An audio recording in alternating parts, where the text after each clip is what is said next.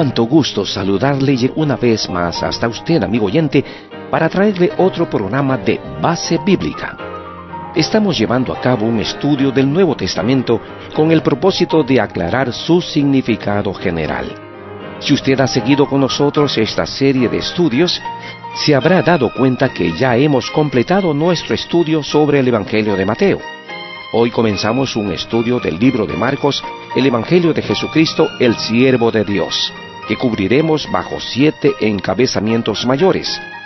Tales encabezamientos son el autor, la fecha en que fue escrito, a quién fue escrito, el tema principal del libro, las cosas que lo hacen singular, un breve bosquejo y un estudio general de sus principales enseñanzas. Demos paso entonces al reverendo Samuel Montoya para que nos explique en detalle el contenido de este interesante estudio.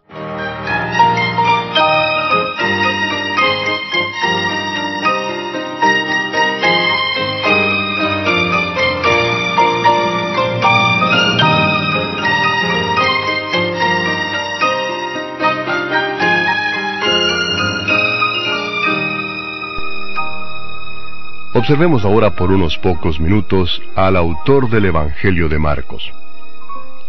El libro lleva el apellido de su autor, Juan Marcos, cuyo nombre completo se encuentra en Hechos capítulo 12, versículo 12.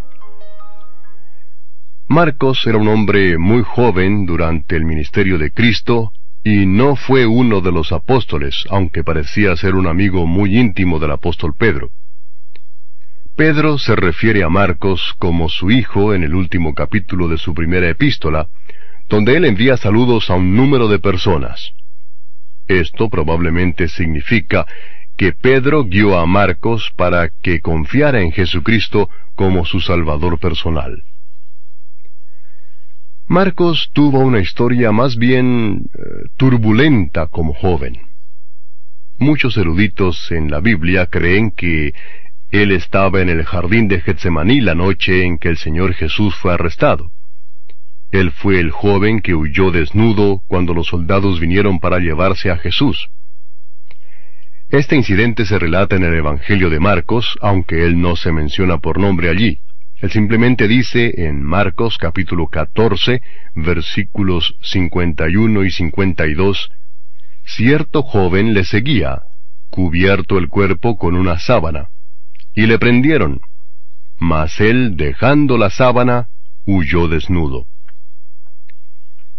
Más tarde, después de la resurrección y la ascensión del Señor Jesús, Marcos acompañó al apóstol Pablo en el viaje misionero que se menciona en el libro de los Hechos, capítulo 13.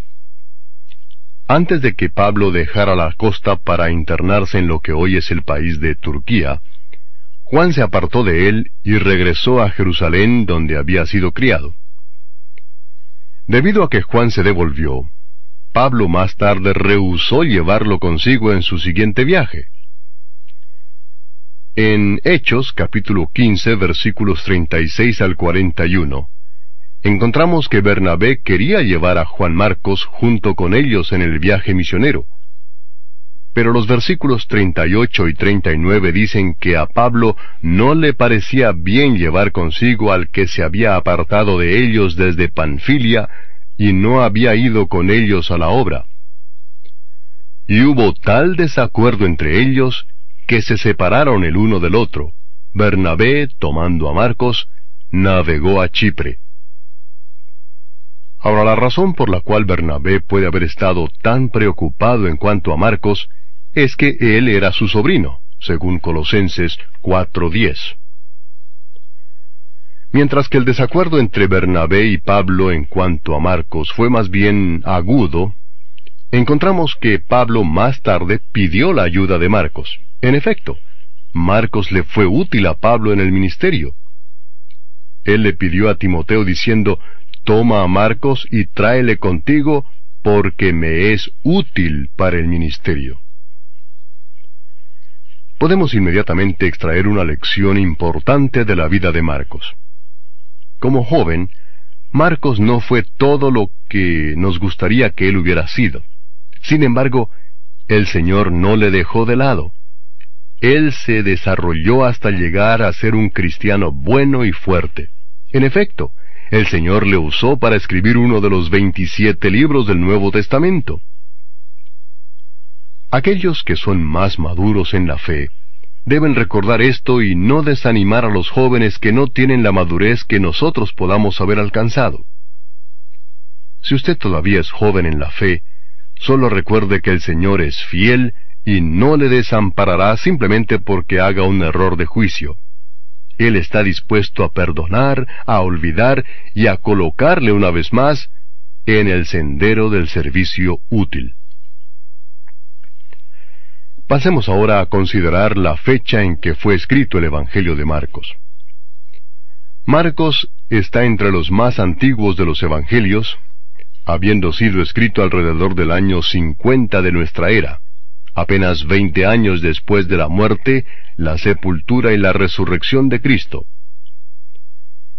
Aquellos que desean desacreditar las Escrituras se han inclinado a fechar los escritos del Nuevo Testamento mucho más tarde de lo que en realidad fueron escritos, para permitir la llamada evolución de pensamiento y para permitir un espacio de tiempo para que la leyenda creciera. Sin embargo, en excavaciones arqueológicas llevadas a cabo hace varios años, se encontró un fragmento de un manuscrito. Al examinarlo por medio de métodos científicos modernos para determinar su edad, fue fechado en el año 50 de nuestra era.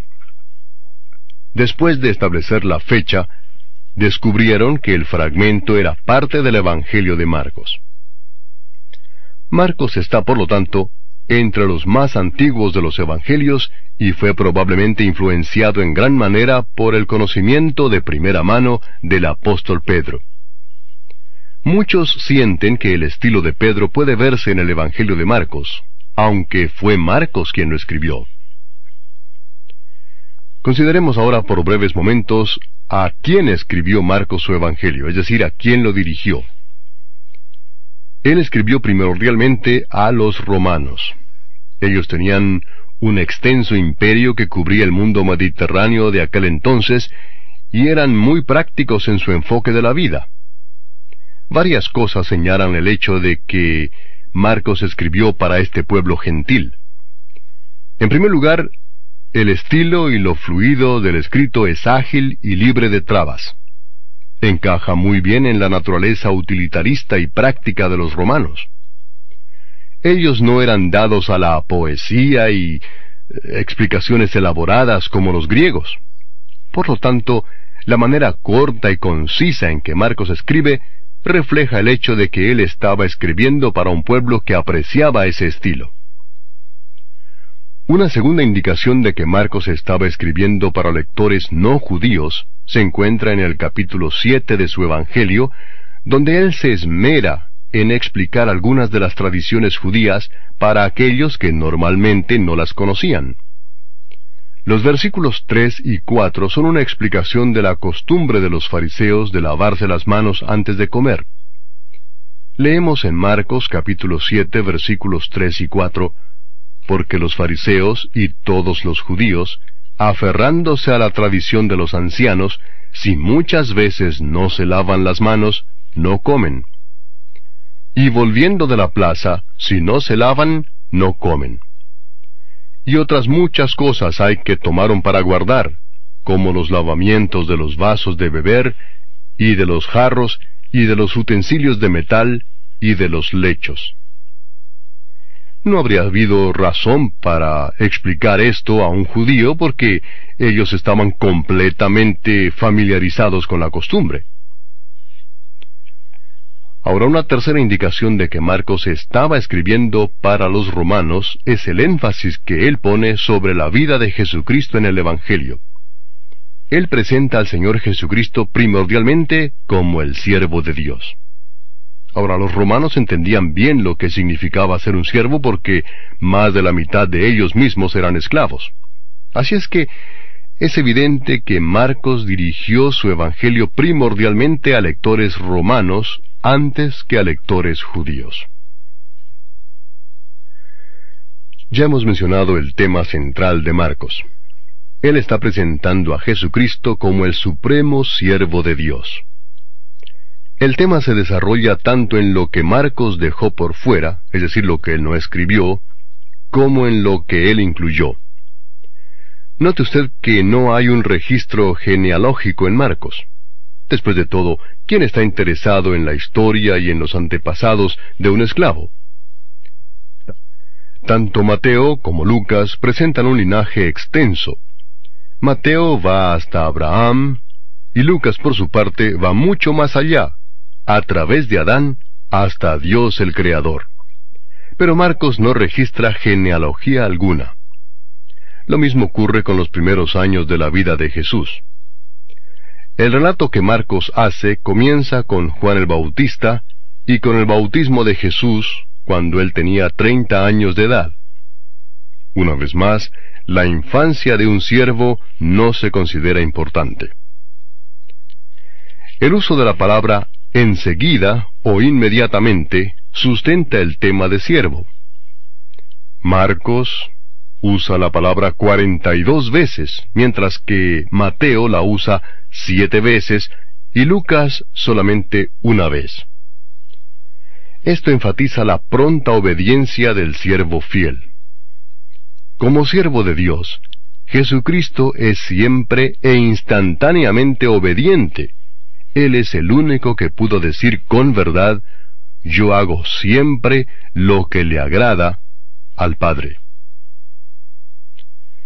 Hemos comenzado hoy nuestro estudio del Evangelio de Marcos.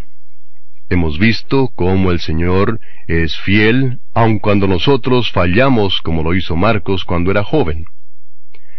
Y hemos visto que Jesús nos da el ejemplo como siervo de Dios, siempre dispuesto a obedecer. Que Dios nos ayude a usted y a mí, amigo oyente, a imitar al Señor Jesús en nuestro servicio a Dios. Dejemos de hacer a un lado nuestro servicio para Él y seamos instantáneamente obedientes a su palabra. Que Dios nos ayude en este propósito para su honra y para su gloria. Una vez más, amigo oyente, llegamos al final de otro estudio de la serie Base Bíblica. Es nuestra más ferviente oración de que el estudio de hoy haya contribuido a su crecimiento espiritual. Si desea obtener una copia impresa de este estudio, solicítela por carta y con todo gusto se la enviaremos a vuelta de correo sin costo alguno para usted. Simplemente diríjase a Base Bíblica, apartado 726, Odessa, Florida 33556-0726, Estados Unidos. Al escribir, recuerde anotar con toda claridad su nombre y dirección completos para evitar extravíos en el correo. Envíe pues su carta a Base Bíblica, apartado 726, Odessa, Florida 33556-0726, Estados Unidos. Ahora, si prefiere, envíenos un correo electrónico a basebiblica@juno.com. Recuerde, basebiblica@juno.com. Su apoyo en oración es de especial importancia para el éxito de este programa. Base Bíblica es un ministerio sostenido por nuestros oyentes, y su participación asegurará la continuación de este programa. Usted puede enviar su ofrenda a Base Bíblica, apartado 726, Odessa, Florida 33556-0726. Nos despedimos ahora hasta el próximo programa, cuando volveremos con otro estudio de Base Bíblica. Será pues hasta entonces, y que Dios le bendiga muy ricamente.